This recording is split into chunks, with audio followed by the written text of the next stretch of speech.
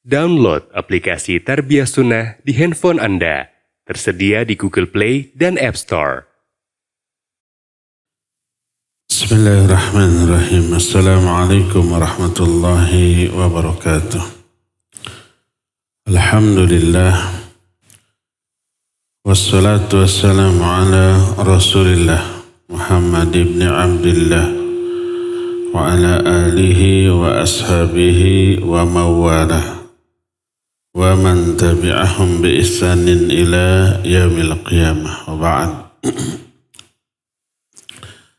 Hadirin jamaah Masjid Al-Muhajirin Cimahi Selatan yang Allah muliakan, para pendengar Radio Tarbiyah Sunnah Bandung, juga para netizen, para pemirsa beberapa TV, kembali kita berjumpa. Tema yang kita bahas sore ini adalah kondisi di alam kubur. Pertemuan yang lalu kita sudah menerangkan sakaratul maut, proses kematian, beberapa misteri di balik kematian. Sekarang sudah mati, masuk ke alam kubur. Apa yang ada di dalam kubur, bagaimana kondisi alam kubur? Kondisi di alam kubur adalah kondisi yang gaib, tak bisa dijangkau oleh akal pikiran, tidak terlihat oleh mata, tak terdengar oleh telinga, tak terjangkau oleh indera kita, karena alamnya berbeda. Di mana tempatnya? Wallahu a'lam. Karena itu untuk mengetahui keadaan alam kubur, wajib melalui penjelasan wahyu, Al-Quran atau hadis-hadis yang sahih tentang alam kubur. Yang jelas kondisi di alam kubur sangat menakutkan, mengerikan, tak ada bandingannya dengan kengerian yang ada di alam dunia.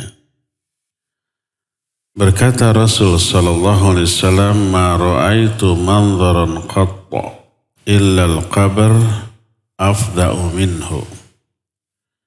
Aku tidak pernah melihat pemandangan seburuk apapun kecuali alam kubur jauh lebih buruk lagi, lebih mengerikan lagi daripada itu. Apa yang terjadi di alam kubur sangat menentukan nasib manusia selanjutnya. Apakah selanjutnya akan binasa atau bahagia, akan menderita ataukah akan bahagia, sangat tergantung kepada apa yang dia alami di alam kubur. Suatu saat seorang sahabat Utsman bin Affan berdiri di hadapan kuburan lalu menangis. Sampai jenggotnya itu basah. Artinya tangisannya itu dahsyat.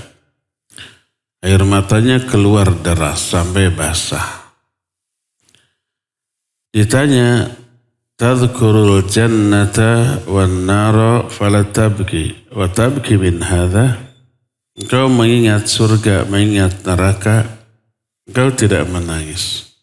Tapi engkau menangis karena kuburan, karena alam kubur.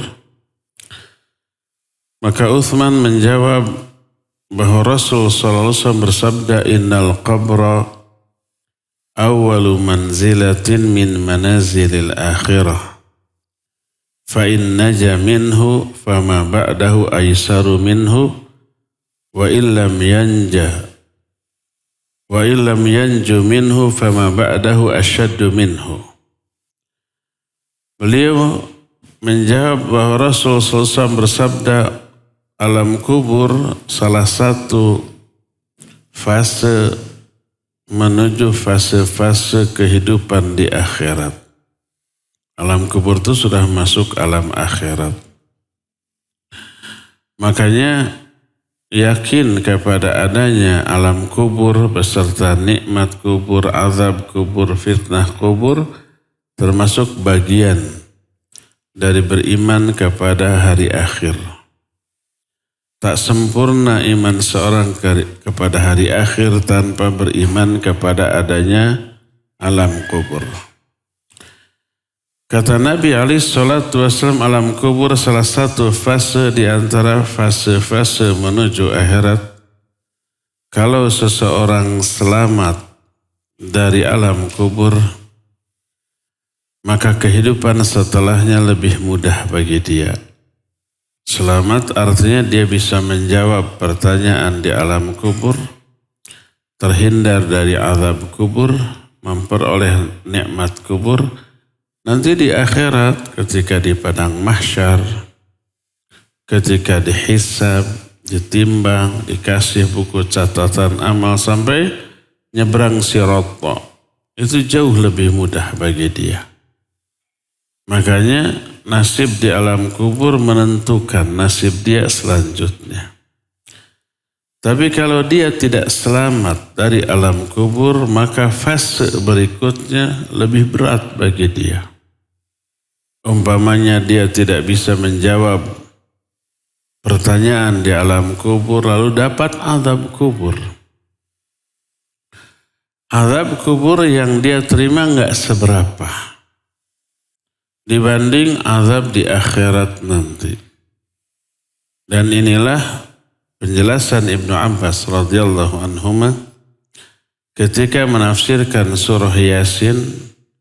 Orang kafir begitu dibangkitkan di akhirat mengatakan man ba'athana mim marqadina. Siapa yang membangunkan kami dari tidur-tidur panjang kami? Jadi orang kafir sebelum dibangkitkan itu tidur panjang di alam kubur. Sebagian orang ada yang mengingkari alam kubur, nih orang kafir tidur. Tidak diazab di alam kuburnya. Apa kata Ibnu Abbas? Ayat ini tidak menafikan adanya alam kubur, tapi menjelaskan super dahsyatnya keadaan kehidupan di akhirat. Sehingga orang kafir yang diazab di alam kubur begitu dibangkitkan di akhirat, melihat dahsyatnya azab akhirat, merasakan hebatnya azab akhirat, azab di alam kubur itu dianggap sebagai tidur. Padahal dahsyat luar biasa. Siapa yang tidak selamat dari alam kubur, kehidupan setelahnya akan lebih berat lagi daripada itu. Hadis ini sahih riwayat Imam At-Tirmidzi di dalam kitab Jami'us Shaghir. Apa saja yang diterima atau dialami oleh orang di alam kubur? Pertama, setelah mengalami apa yang disebut dengan fitnah kubur, penghuni kubur itu diperlihatkan tempat menetap dia kelak di akhirat. Kalau sudah kiamat, selesai hisab, apa orang itu ke surga atau ke neraka sudah diketahui sejak di alam kubur. Kalau dia orang mukmin, diperlihatkan tempat tinggalnya di istana super megah di surga. Di sana ada bidadari surga dan istrinya yang menunggu. Ada kekayaan yang berupa perhiasan emas, perak, mutiara, berlian yang tidak ada bandingannya. Satu yakut yang ada di crown itu apa? Yang suka dipakai raja kan ini. Crown. Mahkota. Bahasa Inggrisnya ingat, ada bahasa kitanya lupa.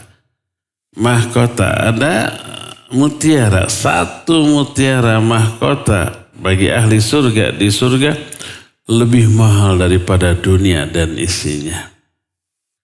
Ini melimpah. Wadah-wadah makan minum semua dari emas dan perak. Dia di surga. Makanya diharamkan di dunia bagi kita. Dan beragam kenikmatan lain diperlihatkan. Hadza manziluka fil akhirah. Itulah tempat tinggalmu nanti di akhirat. Sampai orang mukmin ini berdoa kepada Allah, Rabbi anjil qiyamas sa'ah kaima arji'a ila ahli wa mali. Ya Allah, segerakan kiamat. Segerakan kiamat. Agar aku bisa segera kembali kepada istriku dan hartaku. Dia ingin segera kiamat agar ingin segera memasukinya. Karena tidak bisa itu tempat di surga dimasuki sebelum kiamat. Kiamat masih lama. Makanya dia berdoa, Rabbi anjil qiyamas sa'ah. Adapun orang kafir atau orang fajir, diperlihatkan kepada dia tempat tinggalnya di neraka nanti. Dengan seluruh kengeriannya. Dia takut. Akhirnya dia berdoa, Rabbi la tuqimis sa'ah. Ya Allah, jangan engkau jadikan kiamat. Jangan engkau jadikan kiamat. Sebab dia tahu begitu kiamat terjadi, dia akan menempati tempat yang di neraka tadi. Lihat kondisi alam kubur seperti itu. Ditambah alam kubur ini gelap. Kalau kuburan ya sudah pasti gelap. Tak ada space kita untuk usik sekalipunnya. Usik itu apa? Bergerak. Nggak bisa duduk, apalagi berdiri, apalagi keluar dari kubur aslog-aslogan jadi pocong. Nggak bisa. Kalau toh ada kejadian itu cuma di film. Kenyataan realitanya tidak ada. Nah, alam kubur itu gelap. Berbeda dengan kuburan. Kuburan bisa aja diterangi, bisa. Kuburan orang-orang yang non-muslim itu kan tidak dikuburkan seperti kita kan. Ada yang di bawahnya dibuat seperti kamar, ruangan, simpen aja petinya di sana. Bisa diterangi lampu, bisa, caang. Itu kuburan. Alam kubur beda lagi. Alam kubur itu gelap. Bisa diterangi, bisa. Dengan apa? Dengan amal. Amal siapa? Amal orang yang masih hidup di dunia. Seperti yang diterangkan dalam salah satu hadis tentang seorang wanita yang selalu menyapu di masjid, bersih-bersih di masjid Nabi SAW. Rutin tiap hari. Suatu hari Nabi SAW tidak lagi melihat wanita tadi. Biasa nyapu, ini tidak nyapu. Ditanya kemana wanita yang suka nyapu di masjid. Diterangkan tadi malam sudah mati. Dan sudah dikuburkan. Kenapa kalian tidak memberitahukan aku? Karena kami tidak mau membangunkan engkau. Seolah-olah wanita ini nggak ada istimewanya di hadapan Nabi SAW. Jadi nggak perlu membangunkan beliau. Akhirnya beliau minta ditunjukkan di mana kuburannya, ditunjukkan lalu sholat. Sholat jenazah di atas kuburan boleh. Yang tidak boleh sholat di kuburan, sholat fardu atau sunat yang ada ruku dan sujud. Kalau sholat jenazah boleh karena tidak ada ruku dan sujud. Lalu setelah itu beliau bersabda, Inna hadhil qubur mamlu'atu dhulmah ala ahliha. Wa inna Allah azza wa jalla yunawwiruha lahum bisolati alaihim. Sesungguhnya alam kubur ini dipenuhi kegelapan bagi ahlinya, bagi para penghuni gelap. Dan sesungguhnya Allah menerangi mereka dengan solatku atas mereka. Lihat, solat yang dilakukanlah orang yang masih hidup berpengaruh kepada kondisi mayit di alam kubur sehingga yang tadinya gelap menjadi terang. Hadis ini sahih riwayat Imam Bukhari, Muslim, Abu Daud, Ibnu Majah, Al-Baihaqi dan Imam Ahmad dengan sanad yang sahih. Ini kondisi kedua. Kondisi pertama, di alam kubur orang-orang berdoa. Kalau orang mukmin ingin segera kiamat. Kalau orang kafir atau fajir, durhaka, berdoa agar jangan jadikan kiamat. Kedua, alam kubur gelap. Ketiga, yang lebih mengerikan lagi, di alam kubur itu ada satu himpitan yang meremukkan tulang belulang orang yang ada di dalamnya. Dan ini teralami oleh setiap orang. Termasuk orang soleh, ya termasuk orang soleh. Super soleh. Termasuk orang yang tidak punya dosa seperti bayi, ya. Bayi mati masuk alam kubur dihimpit dengan himpitan yang meremukkan tulang belulang. Sebagaimana diterangkan di dalam beberapa hadis. Salah satunya ketika seorang manusia soleh di zaman Nabi SAW namanya Sa'ad bin Mu'adz. Solehnya Sa'ad bin Mu'adz menyebabkan kematiannya itu mengakibatkan arsy Allah berguncang. Dibukakan seluruh pintu-pintu langit. Dan dihantar oleh 70.000 malaikat. Sesoleh itu, sehebat ini pengaruh Sa'ad bin Mu'adz kepada kehidupan di langit. Tapi begitu masuk ke alam kubur, dia tidak selamat dari himpitan di alam kubur. Sebagaimana sabda Rasul sallallahu alaihi wasallam dalam hadis sahih riwayat Imam An-Nasa'i. Ketika Sa'ad bin Mu'adz meninggal, berkata Nabi alaihi salatu wasallam, "Hadzal ladzi taharraka lahul 'arsy wa futihat lahu abwabus sama wa syahidahu 70,000 minal malaikah laqad dhumma dhammatan thumma furrija'an." Inilah orang yang kematiannya menyebabkan arsy Allah berguncang. Dibukakan seluruh pintu-pintu langit. Disaksikan oleh 70.000 malaikat. Tapi orang ini digencet di alam kubur dengan satu gencetan. Tapi kemudian dilepaskannya kembali. Di dalam hadis riwayat Imam Ahmad dari Ibnu Umar masih tentang Sa'ad, berkata Rasul sallallahu alaihi wasallam, "Inna lil qabr daghtatan law kana ahadun najian minha naja Sa'ad bin Mu'adz." Sesungguhnya di alam kubur itu ada himpitan. Seandainya ada seseorang yang layak selamat dari himpitan ini, niscaya yang selamat inilah Sa'ad bin Mu'adz. Tapi Sa'ad juga ternyata tidak.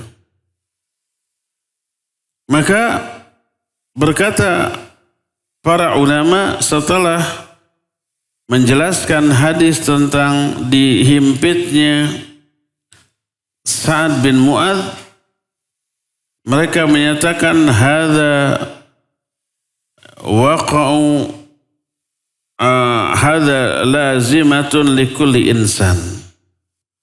Ini pasti teralami oleh setiap manusia. Sesoleh apapun manusia itu. Terlebih ketika ada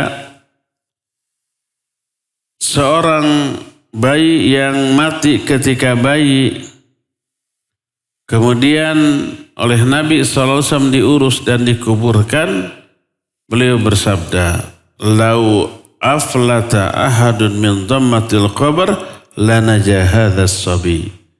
Seandainya ada orang yang pantas selamat dari himpitan di alam kubur, pasti yang selamat ini bayi ini.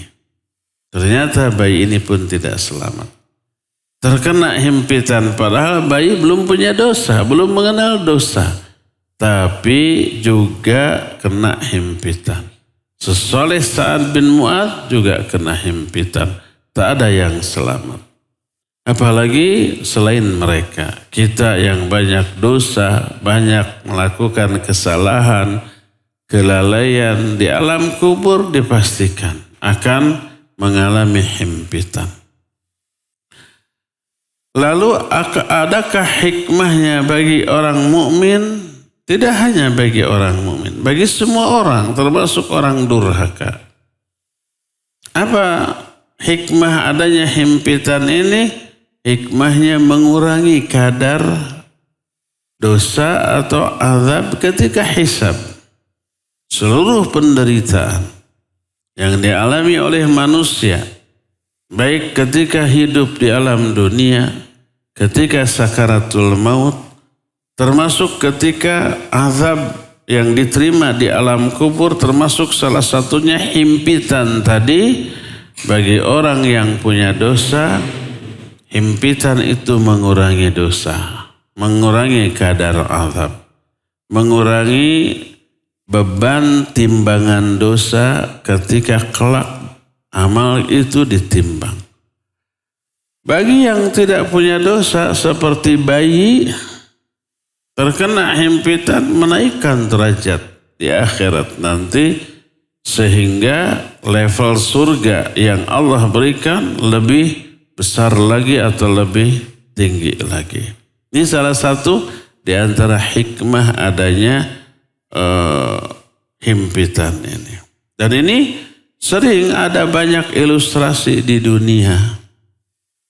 Di dunia kita harus mengalami melalui proses yang membuat kita sakit. Untuk apa? Untuk menghindari bahaya besar. Seperti imunisasi. Ketika diimunisasi ada suntikan sakit? Sakit. Tapi rasa sakit ini bermanfaat dalam jangka waktu yang lebih panjang. Jadi kebal terhadap penyakit tertentu. Waktu zaman COVID. Kita harus vaksin ya enggak? 3 kali ya Pak? Saya 3 kali. 1, 2 dan boosternya. Sakit enggak? Sakit. Tapi kononnya, dukanya, duka hente. Itu bisa membuat tubuh kita lebih kebal, lebih kuat ketika terkena COVID. Bisa menolak pengaruh COVID atau kalau kena pun tidak separah kalau tidak divaksin. Di dunia banyak kita mengalami sebuah proses yang menyakitkan kita, tapi itu baik untuk kehidupan jangka panjang kita. Itulah poin ketiga yang teralami di alam kubur, yaitu himpitan. Keempat, ada fitnah kubur. Apa itu fitnah kubur? Fitnah kubur adalah pertanyaan di alam kubur. Kenapa disebut fitnah? Fitnah itu memang secara bahasa artinya ujian, menguji. Menguji tentang jawaban yang diberikan orang itu, dan ujian ini cermin dari amalan, bukan ujian hafalan. Selain berupa pertanyaan, juga yang bertanyanya menakutkan. Penampakannya menakutkan, bertanyanya disertai bentakan yang dahsyat. Sehingga dalam Sunan At-Tirmidzi berkata Rasul sallallahu alaihi wasallam, "Idza qubiral mayyitu aw qala ahadukum atahu malakan aswadan azraqan yuqalu li ahadihima al-munkar walil akhar nakir fayaqulan ma kunta taqulu fi hadzal rajul fayaqul ma kana yaquluhu Abdullah wa rasuluhu asyhadu an la ilaha illallah wa anna Muhammadan abduhu wa rasuluhu. Wa in kana munafiqan qala sami'tu an-nas yaquluna qawlan faqultuhu mithlahu la adri. Apabila mayit sudah dikuburkan atau salah seorang di antara kalian sudah dikuburkan, datanglah kepada orang itu dua malaikat hitam kebiru-biruan. Saya kebayang malaikat ini hitam dan kebiru-biruan. Yang satu disebut munkar, yang satu disebut nakir. Lalu bertanya, bagaimana pendapat tentang orang ini nih, satu laki-laki? Siapa? Nabi Muhammad SAW. Kalau dia orang mukmin, dia akan menjawab, dia hamba Allah dan utusan Allah. Aku bersaksi tidak ada sembahan yang hak selain Allah dan Muhammad adalah hamba dan utusannya. Itu orang mukmin.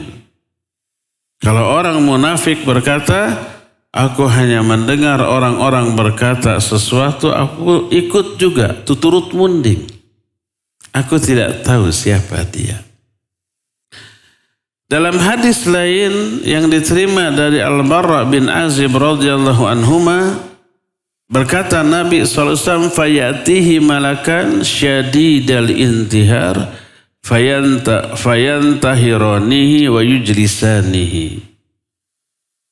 Datanglah dua malaikat yang dahsyat bentakannya, lalu membentak orang ini. Walaupun ini orang mukmin, dibentak, disuruh duduk, lalu ditanya, man rabbuk, wa ma dinuk, wa man nabiyuk. Siapa Rabbu, apa agamamu, siapa nabimu? Itu yang akan ditanya di alam kubur. Lalu Nabi SAW menyatakan, wahya akhiru fitnatin tu'radu alal mu'min. Inilah fitnah terakhir yang disodorkan kepada seorang mukmin. Setelah ini nggak ada fitnah lagi. Itu terakhir fitnah di alam kubur. Maka disebut fitnah kubur. Isinya pertanyaan tentang tiga hal.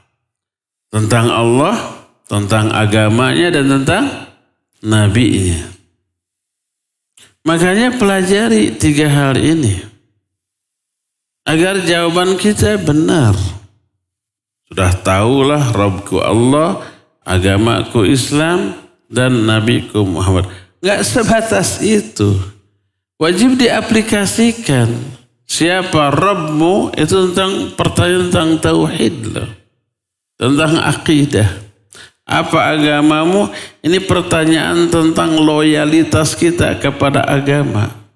Dilaksanakan enggak perintah? Dijauhi enggak larangan? Dan siapa nabimu? Ini komitmen kita sejauh mana kita berpegang teguh kepada sunnah Nabi SAW. Apakah nambah, ngurang, atau merubah, dan seterusnya. Pelajari. Ini tiga perkara pokok dalam agama yang wajib dipelajari. Dan ada buku, kitab yang membahas tiga hal ini. Namanya kitab Al-Usulu Ats-Tsalatsah. Tiga perkara pokok dalam agama. Membahas tiga ini. Kitab ini besok dibahas tuh. Hari Senin jam 4 teori nama.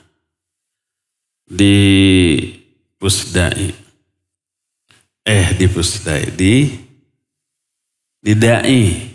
Apa Dai itu singkatan dari apa? Dakwah Islam? Darul Ihsan. Dar al-Ihsan. Iya, Darul Ihsan. Tulisan Arabnya Darul Ihsan. Tulisan Latinnya Dar al-Islam. Darul Ihsan sudah. Besok jam 4.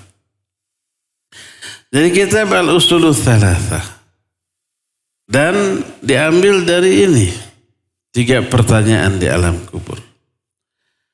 Kalau orang mukmin bisa menjawab, dan itulah yang dimaksud dengan ayat surah Ibrahim 27, Yuthabbitullahu alladhina amanu bil qawli thabiti fil hayatid dunya fil akhirah. Allah memantapkan orang-orang yang beriman dengan ucapan mantap. Yang dimaksud memantapkan, menegarkan. Sebab pertanyaan itu disertai bentakan. Bikin nyorot tuur. Bikin lutut gemetar. Bikin mental shock gitu. Tapi orang mukmin ditegarkan. Dan bil qauli tsabit dengan ucapan mantap artinya ucapan yang benar, jawaban yang benar ketika ditanya. Ayat ini berbicara tentang alam kubur. Nabi SAW yang membacakan ayat ini ketika menjelaskan tentang kondisi di alam kubur, maka orang mukmin tadi menjawab Rabbi Allah wa dinil Islam wa Nabi Muhammadun sallallahu alaihi wasallam. Rabbku Allah, agamaku Islam, nabiku Muhammad sallallahu alaihi wasallam. Benar jawabannya. Dan ingat, ini bukan pertanyaan hafalan, bukan ngetes hafalan. Tapi ini pertanyaan yang jawabannya cermin dari amal dia ketika di dunia kepada tiga yang ditanyakan. Bagaimana komitmen dia kepada Allah, tauhidnya, akidahnya, keimanannya. Kedua, bagaimana loyalitas dia kepada agama Allah, kepada Islam. Dilaksanakan enggak perintahnya? Dipelajari enggak ini agama? Difahami enggak? Diaplikasikan enggak? Didakwahkan enggak? Dibela enggak? Walaupun kita sekarang menghafal, tapi kalau tauhid kita rusak, akidah kita rusak, iman kita lemah, loyalitas kita kepada agama ini juga lemah, perintah diabaikan, larangan dilanggar, kepada Nabi Muhammad SAW cuek.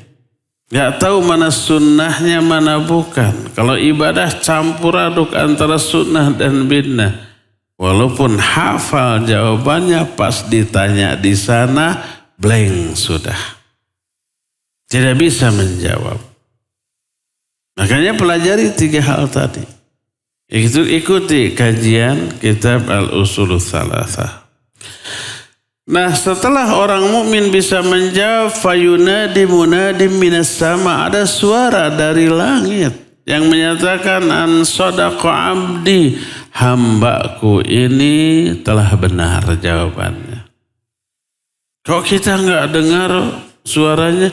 Ini gaib. Hanya terdengar oleh yang di alam kubur, oleh malaikat dan orang tadi. Di alam gaib, bukan di sini. Ayo kita buktikan, kita masukkan mic ke kuburannya. Kita dengar, keluar nggak suara? Nggak akan, karena di kuburan itu bukan di alam kubur. Kuburan alam nyata. Ini terjadi di alam kubur, nggak akan bisa terdengar. Misteri, ini gaib. Wajib kita percaya karena diterangkan oleh Rasul sallallahu alaihi wasallam dalam hadisnya yang sahih. Itulah orang mukmin.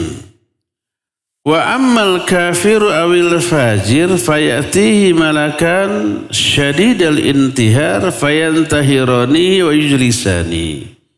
Adapun orang kafir atau fajir. Fajir itu orang Islam, tapi ahli maksiat. Pendosa besar. Larangan dilanggar, perintah diabaikan. Fajir. Maka datanglah dua malaikat yang dahsyat bentakannya. Membentak dia, menyuruh dia duduk, lalu bertanya, man rabbuk? Siapa Rabbmu? Orang ini menjawab, la adri. Apa? Aku tidak tahu. Madinuk, apa agamamu? Jawabannya sama, aku gak tahu. Lu man nabiyuk, siapa nabimu? Apa? Aku tidak tahu. Apa kata orang itu ketika ditanya, ma taquluna fi hadzal rajul ladzi bu'itsa fikum? Bagaimana pendapatmu tentang seorang laki-laki yang diutus kepada kamu? Dia menjawab, sami'tun nas yaquluna dzak. Aku hanya mendengar orang-orang berkata tentang dia. Aku pun mengatakannya. Perkataan orang tentang Nabi kita Muhammad SAW umumnya bersumber dari orang kafir, apalagi sekarang media dikuasai oleh orang kafir. Pasti buruk. Dia ikut menghujat. Apa kata malaikat? La daraita wa la talauta. Engkau tidak tahu karena engkau tidak membaca. Tidak belajar, tidak mendengar penjelasan yang disampaikan oleh para utusan Allah, para nabi, para rasul. Sepeninggal para nabi, para rasul ada penerusnya tuh. Para ulamanya, para da'inya menyampaikan risalah Allah. Makanya ketika orang-orang kafir ini masih di alam kubur, disudutkan oleh malaikat, kamu tidak tahu karena kamu nggak belajar, nggak mendengar, nggak membaca.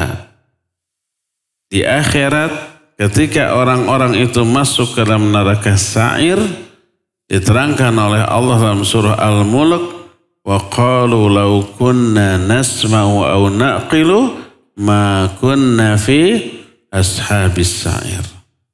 Mereka berkata, seandainya dulu ketika di dunia kami mendengar dan kami berpikir, belajar, kami tidak akan masuk neraka sa'ir. Penyebab mereka masuk neraka sa'ir nggak mau mempelajari agama ini. Nggak mau belajar usulul thalathah tuh. Saya nggak belajar usulul thalathah tapi saya mempelajari Islam. Itu bagian dari usulul thalathah. Anas radhiyallahu an menjelaskan innal abda idza wudi'a fi qabrihi wa tawalla anhu ashabuhu innahu la yasma'u qar'a ni'alihim idzan sarafu atahu malakan fayuqidanihi fayaqulani lahu ma kunta taqulu fi hadzal rajul Muhammad fa ammal mu'min fayaqul asyhadu annahu abdullahi wa rasuluh wa ammal kafir awil munafiq yaqul la adri kuntu aqulu ma yaqulu nasu fihi. Apabila mayit sudah diletakkan di kuburannya, lalu pulanglah para sahabatnya yang mengurus penguburannya sudah pada pulang. Mayit itu mendengar suara langkah-langkah orang yang pulang tadi, blag-blig-blug gitu ya. Maka tiba-tiba datanglah dua malaikat, membentak dia, menyuruhnya duduk, lalu bertanya, bagaimana pendapatmu tentang seseorang namanya Muhammad? Adapun orang mukmin menjawab, aku bersaksi dia hamba Allah dan utusannya. Adapun orang kafir atau munafik menjawab, la adri, aku tidak tahu. Kuntu aqulu ma yaqulu nasu fi. Aku hanya berkata apa yang dikatakan oleh manusia tentang Muhammad ini. Kalau umpamanya yang dia dengar info tentang Muhammad sallallahu alaihi wasallam bersumber dari sumber rujukan yang benar, dia akan faham. Saya tadi cerita sekitar beberapa tahun yang lalu. Berapa ya, tahun 2008 gitu. Kan ada menyebar film fitnah. Isinya olok-olok. Pelecehan terhadap Nabi Muhammad SAW dan malaikat Jibril. Yang bikin tuh orang Belanda. Sutradara. Begitu film ini menyebar, kaum muslimin ngamuk. Sampai si sutradara orang Belanda itu ada yang membunuh orang Islam, pemuda Islam, orang Maroko. Sampai dia minta maaf, disuruh nungging kayak kambing gitu, ngerondang, pisau di sini, polisi ngepung, ya. Dia berharap polisi nembak dia. Setelah dibunuh, dia ditangkap. Disidang di pengadilan, menyesal enggak? Enggak, andai saya katanya, lepas lagi saya akan bunuh satu lagi yang membunuh Nabi Muhammad SAW. Orang-orang ingin dia tuh menyesal, minta maaf, enggak gitu. Tegar nih orang. Ketika si ini dibunuh karena menghina Nabi Muhammad SAW, orang-orang kafir di sana marah, ngamuk, masjid-masjid dihancurkan. Tapi banyak orang yang masuk Islam karena kasus ini. Apa penyebabnya? Mereka heran kenapa orang Islam itu kalau nabinya dihina marah. Siapa sih orang yang namanya Muhammad sallallahu alaihi wasallam yang menjadi nabi kaum muslimin? Mereka sibuk mencari buku biografi Nabi sallallahu alaihi wasallam. Dibaca lembar per lembar. Ada buku tentang Nabi sallallahu alaihi wasallam, Syama'il Muhammadiyah susunan Imam At-Tirmidzi. Ada kalau yang menyusun orang barat namanya Hayatu Muhammad sallallahu alaihi wasallam. Ada yang disusun oleh siapa? Muhammad Haikal tentang sejarah biografi Nabi sallallahu alaihi wasallam. Tapi tidak menyeluruh, cuma analisa terhadap beberapa kejadian yang dialami oleh Nabi sallallahu alaihi wasallam dan mengungkapkan kekaguman penulis kepada pribadi yang agung dari Nabi sallallahu alaihi wasallam. Akhirnya orang kafir baca itu, oh pantas, memang orang seperti ini wajib dimuliakan, wajib dihormati, wajib dibela. Pantas umat Islam ngamuk. Banyak tuh yang masuk Islam hanya dengan membaca buku sirah nabawiyah. Makanya pertanyaan malaikat atau perkataan malaikat kepada orang kafir dan munafik di alam kubur, ketika ditanya siapa orang yang diutus kepada kamu, mereka menyatakan enggak tahu. Aku hanya berkata orang-orang mengatakan begini tentang dia, aku pun mengatakan. Itu turut munding. Apa kata malaikat? La daraita wa la talaita. Kamu enggak tahu, kamu enggak baca. Enggak baca sumber rujukan yang benar. Enggak baca tentang sumber ajaran Islam, Quran, Sunnah dan sejarah Nabi-Nya Muhammad sallallahu alaihi wasallam. Akhirnya orang ini diazab di alam kuburnya. Jadi fitnah kubur teralami oleh setiap orang. Berupa apa? Pertanyaan. Yang ditanyakan 3. Tentang Allah, tentang agamanya, dan tentang Nabi-Nya Muhammad sallallahu alaihi wasallam. Tadinya Nabi kita Muhammad sallallahu alaihi wasallam pun belum tahu ada fitnah kubur sebelum diwahyukan. Sebagaimana diterangkan dalam salah satu hadis yang diterima dari Urwah bin Zubair. Urwah bin Zubair itu keponakan Aisyah, mahram dengan Aisyah. Kata Urwah bin Zubair, Aisyah bercerita kepadaku, dakhala alayya Rasulullah sallallahu alaihi wasallam wa inni imra'atun minal yahud wa hiya taqul hal sya'arta annakum tuftanuna fil qubur? Faqalat farta'a Rasul sallallahu alaihi wasallam wa qala innama tuftanul yahud. Kata Aisyah, Rasul sallallahu alaihi wasallam masuk menemui aku di rumahku. Saat itu aku ada tamu seorang wanita Yahudi. Lalu wanita Yahudi ini bertanya kepada Nabi sallallahu alaihi wasallam, apakah kamu tahu kalian akan difitnah di alam kubur?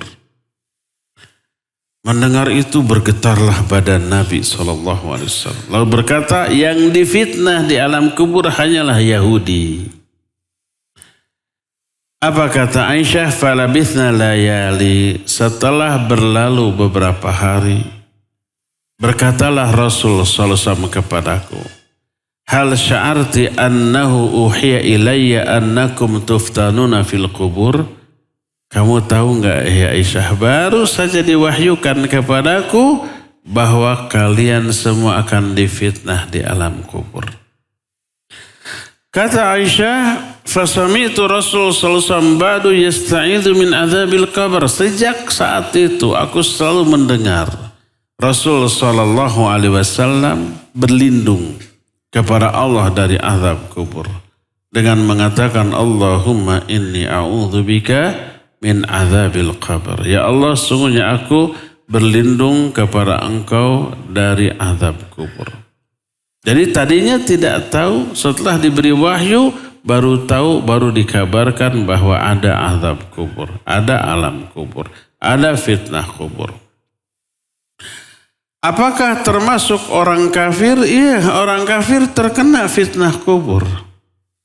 Ditanya seperti hadis tadi dari Al-Barra bin Azib radhiyallahu anhuma.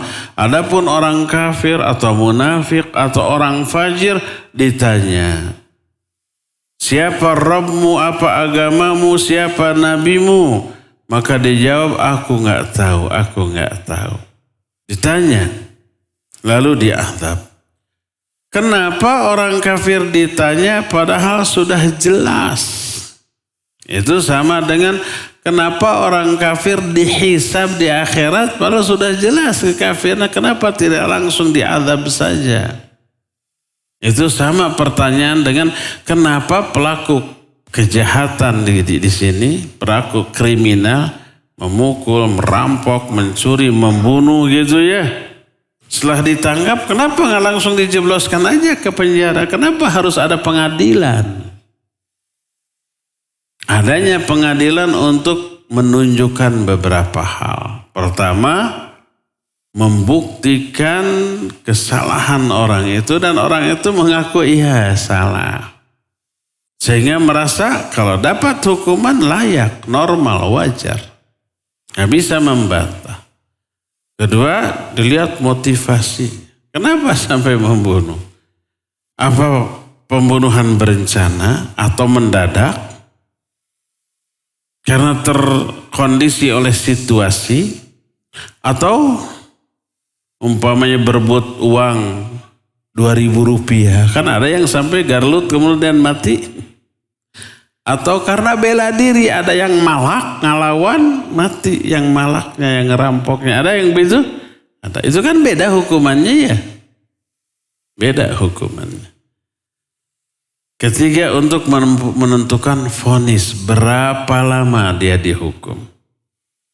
Dilihat dari semua aspek kondisi dia, berencana atau tidak, dan seterusnya. Lalu jatuh vonis. Itu di dunia. Adil enggak? Adil. Kalau enggak diadil dulu berapa lama nih? Jeblos langsung ke penjara. Si orang yang melakukan kejahatan nanya, Pak, sabar tahun abdi di penjara. Polisi jawab, duka. Dan saya mah bukan yang menentukan. Yang menentukan vonis siapa? Hakim di pengadilan. Inilah perlunya pengadilan.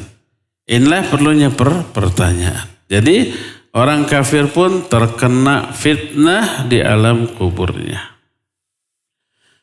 Terus bagaimana dengan orang yang tidak mukallaf? Seperti anak kecil mati ketika bayi dikuburkan. Apakah juga akan ditanya? Seperti orang yang gila dari awal sampai akhir. Selalu mati dalam keadaan gila. Sejak lahir ada yang autis, ada yang idiot, ada yang memang disebut dalam bahasa Arab majnun, artinya otaknya tertutup, tidak berfungsi normal dan maksimal. Tidak mukallaf.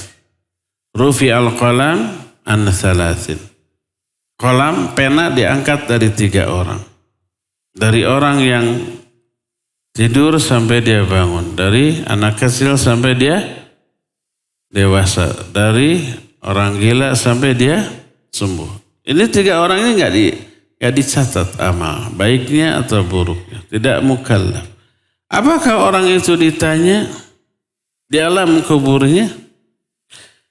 Para ulama ikhtilaf tentang anak kecil dan orang gila.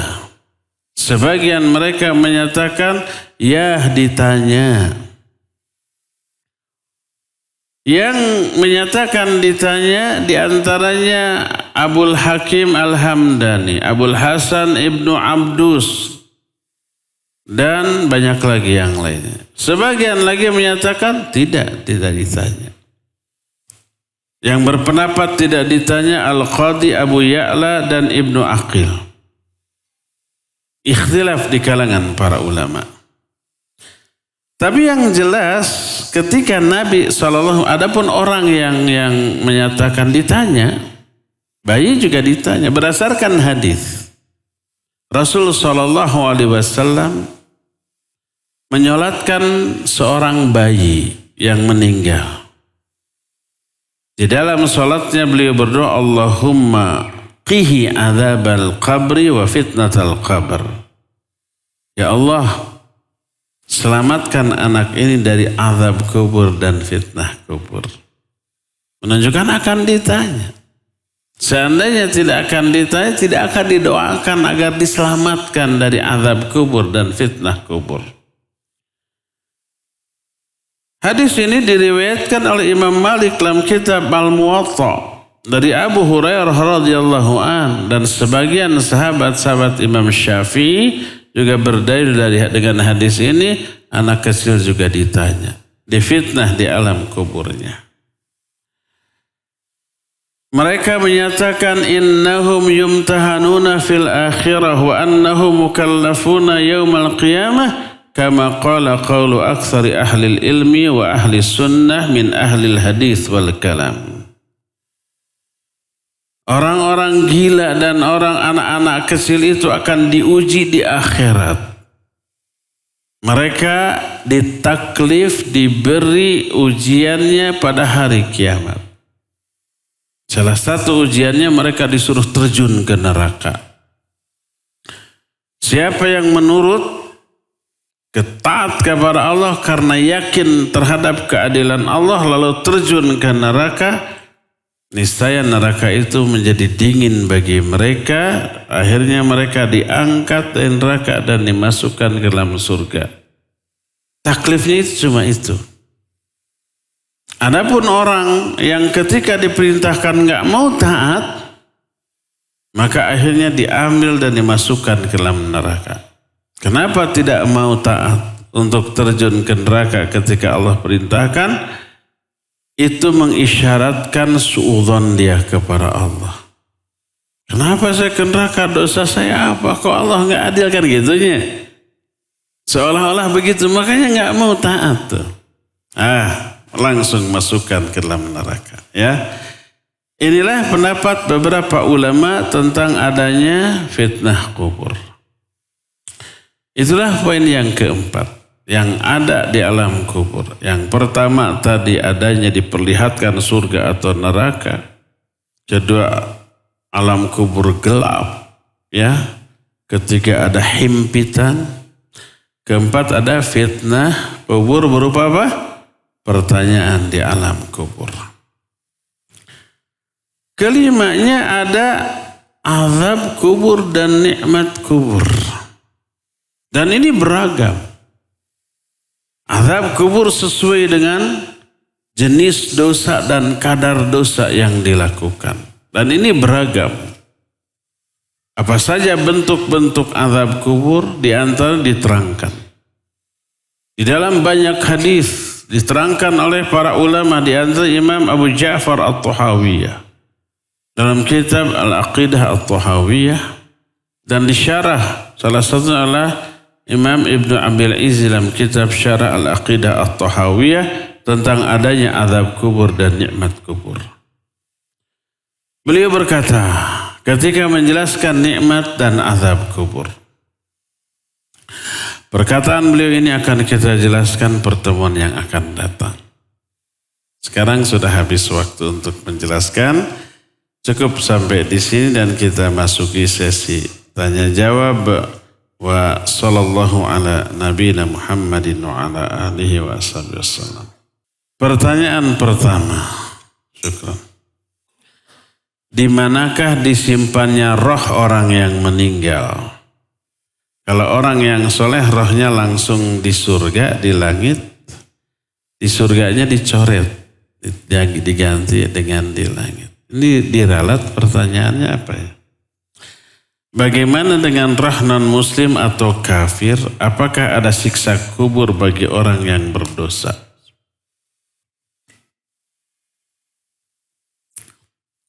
Ruh manusia di alam kubur ada di 5 tempat. Nanti juga akan dijelaskan. Sudah ditanyakan dulu, ente sabaran sih. Ada di 5 tempat. Ringkasnya aja ya. Pertama, Ar-Rafiqul A'la. Tempat terbaik di alam kubur. Siapa yang menempati itu? Para nabi, para rasul. Ketika nabi akan wafat, beliau diberi 2 pilihan oleh Allah. Mau hidup panjang atau mau wafat ditempatkan di Rafiqul A'la. Beliau memilih Allahumma ar-rafiqul a'la. Ya Allah, saya pilih ar-rafiqul a'la. Lalu beliau meninggal. Ar-rafiqul a'la tempat terbaik di alam kubur yang khusus dihuni oleh para nabi dan para rasul. Kita nggak bisa ke sana. Makanya jangan berdoa, ya Allah tempatkan saya di ar-rafiqul a'la di alam kubur. Itu khusus para nabi loh. Tahu diri. Kedua, ruh para syuhada. Mereka akan menjelma menjadi burung-burung hijau yang berterbangan di taman-taman surga. Ini yang kedua. Boleh kita berdoa, ya Allah wafatkan saya sebagai syahid. Jadikan ruh saya kelak di alam kubur menjadi burung hijau yang berterbangan di taman-taman surga. Salah satu jenis nikmat kubur. Ketiga, ruh orang mukmin yang soleh. Ini juga sama akan menjelma menjadi burung yang entrep, apa bahasa Indonesianya? Hinggap. Oh iya, burung kakatua hinggap di jendela, entrep ya. Yang hinggap bergelantungan di pohon-pohon surga. Mana yang lebih enak? Diam hinggap atau berterbangan? Terbanglah ya. Jadi syuhada lebih mulia dari orang-orang mukmin yang soleh. Itulah 3 kelompok yang dapat nikmat kubur. Keempat, ahlul maksiyah, orang mukmin ahli maksiat, dia dapat azab di alam kubur. Apa saja azabnya? Tergantung jenis dosa. Apa saja nanti akan dijelaskan ya. Mungkin 3 bulan lagi. Kelima, orang kafir. Mereka akan dapat azab kubur yang lebih dahsyat daripada azab bagi orang mukmin yang berdosa ya. Apakah ada siksa kubur bagi orang berdosa? Ada ya, ada. Apa usaha anak sebagai anak agar alam kubur ibu anak terang, dapat cahaya? Apa saja ya Ustaz? Mohon doa semoga ibu anak mendapat nikmat kubur. Amin. Jadilah anak yang solihah. Kesolihahan seorang anak berpengaruh besar kepada nasib orang tua di alam kubur dan di akhirat.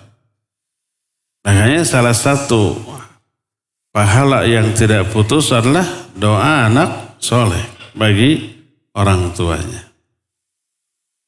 Nanti di akhirat itu ada orang yang dapat pahala yang banyak.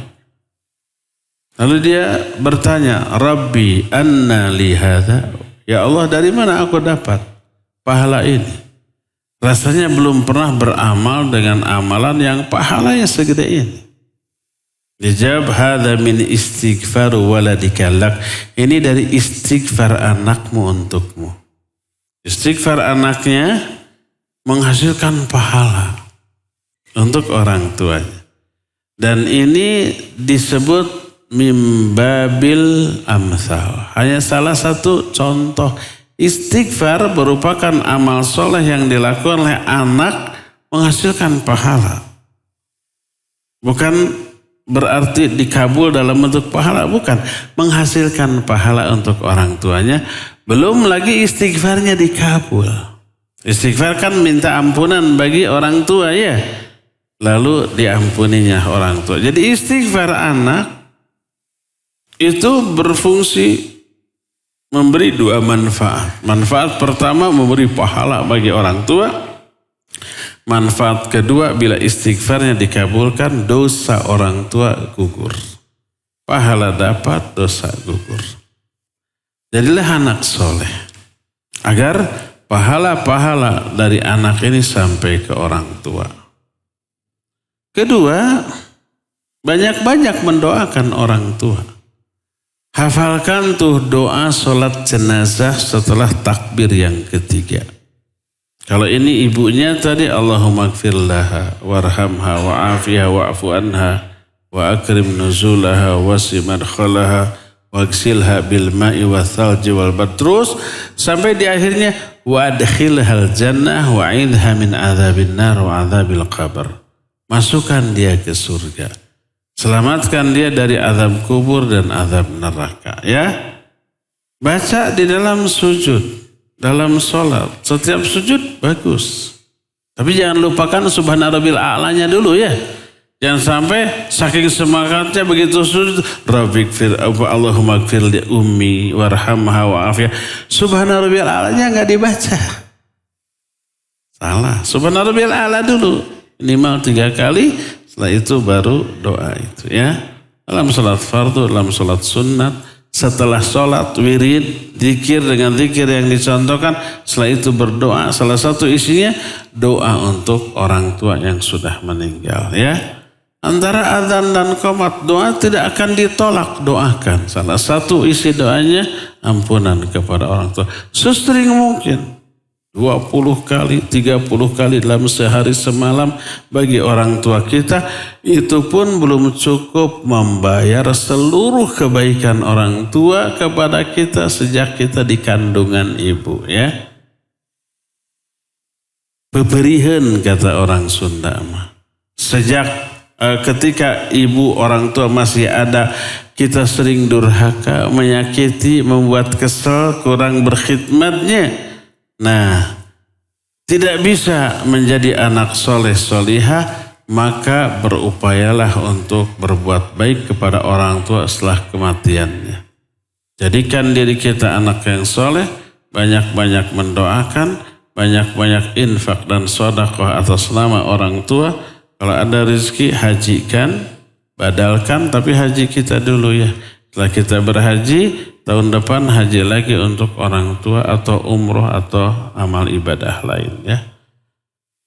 Ya, semoga ibu dari penanya ini Allah ampuni, Allah rahmati, Allah bebaskan dari azab kubur dan Allah berikan nikmat kubur dan semua kelak di akhirat dikumpulkan sama anaknya di dalam surga.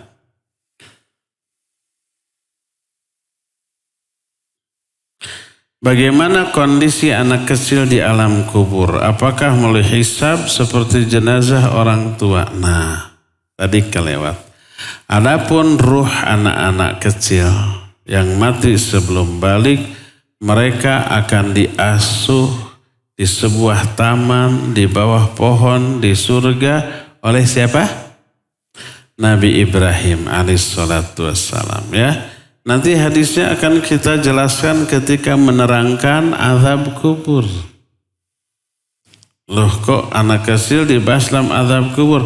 Hadis itu nanti tentang azab kubur plus. Nah nanti ada kejadian lain yang menyenangkan di akhir hadis tersebut. Salah satunya ada orang tua mengasuh anak-anak di taman surga. Ternyata itu Ibrahim dan anak-anak itu adalah anak-anak yang meninggal ketika kecil dari kalangan kaum muslimin.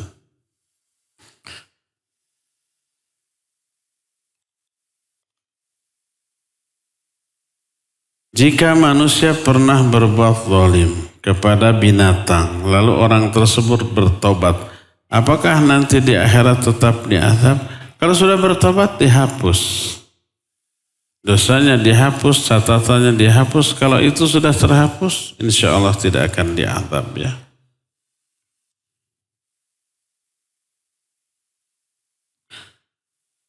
Insya Allah tahun ini keluarga kami ikut kurban. Adapun uangnya patungan dari anak-anak dan saya. Saya ingin menazarkan kurban atas nama orang tua. Nah, ijabnya nanti atas nama keluarga kami atau orang tua. Ini bukan nazar. Nazar itu ada syaratnya. Seperti kalau saya sembuh dari sakit, saya nazar akan kurban. Saya nazar akan infak ke masjid. Ternyata sembuh, maka wajib. Kalau nggak sembuh, belum terkena kewajiban. Sebab syarat yang dinazarkannya belum kejadian, belum terpenuhi. Nah, mungkin maksudnya kurbannya diatasnamakan orang tua yang sudah meninggal, gitu? Ya, baik. Kurban ini menurut pendapat yang lebih kuat wajib bagi yang punya kemampuan setiap tahun. Pendapat yang menyatakan tidak wajib lemah.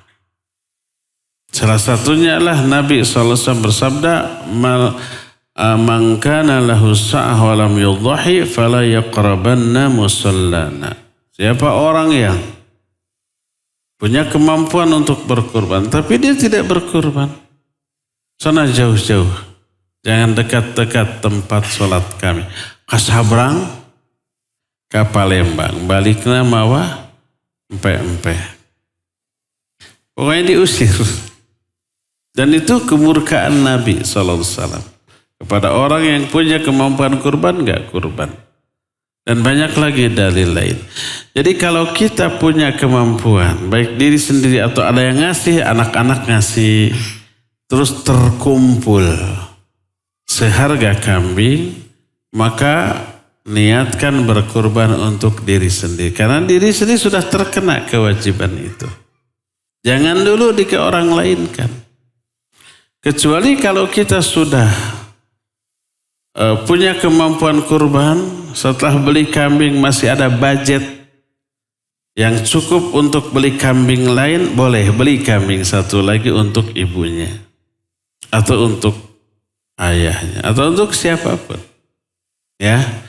Maka nggak boleh umpamanya kurban tahun ini untuk saya, tahun kemarin untuk ibu, 2 tahun yang lalu untuk ayah, tahun besok untuk kakek. Enggak.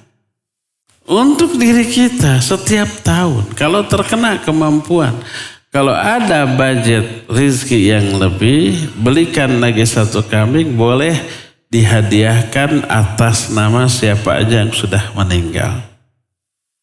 Jadi niatkan untuk kepala rumah tangga, maka istri anaknya sudah ikut dapat pahala kurban. Jangan diniatkan umpamanya anggota keluarga 7, suami istri dan 5 anak. 5 tahun yang lalu ayahnya atas nama ayahnya, 4 tahun yang lalu atas nama istrinya, 3 tahun yang lalu atas nama si cikal, 2 tahun lalu atas nama yang kedua, terus enggak. Atas nama orang yang punya uang, nanti sekeluarga dapat. Walaupun keluarganya banyak. Dia punya 4 istri, 1 istrinya 10 orang, cukup 1 kambing. 1 istri punya anak 10 orang, jadi anak nawe 40. Ditambah istri 4 tambah dirinya 45, cukup 1 kambing secara syar'i. Tapi dagingnya mau cukup, itu mau urusan lain, urusan dunia. Urusan syar'inya mencukupi. Jadi begitu. Jadi kalau hanya untuk 1 kambing, untuk cukup diri sendiri, niatkan atas diri untuk diri sendiri. Kalau masih ada budget yang mencukupi, silahkan atas nama orang lain. Ya. Wallahu a'lam. Terakhir,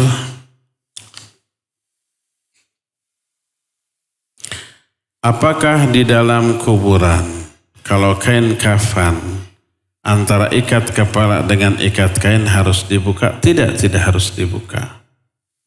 Jadi pocong dong? Enggak. Saya sering menguburkan orang tidak dilepas ikat kain, enggak pernah aslog-aslogan keluar minta dibuka. Malam-malam gegedor buka, enggak. Itu mitos. Korban film yang kayak gitu Maya. Atau haruskah jidat si mayat harus nempel di tanah? Tidak ya. Tidak harus begitu. Cukup ya sampai di sini. Insyaallah kita jumpa lagi di pertemuan yang akan datang. Subhanakallahum bihamdik. Asyhadu an la ilaha illa ant. Astaghfiruka wa atubu ilaik. Walhamdulillahi rabbil alamin. Wassalamualaikum warahmatullahi wabarakatuh.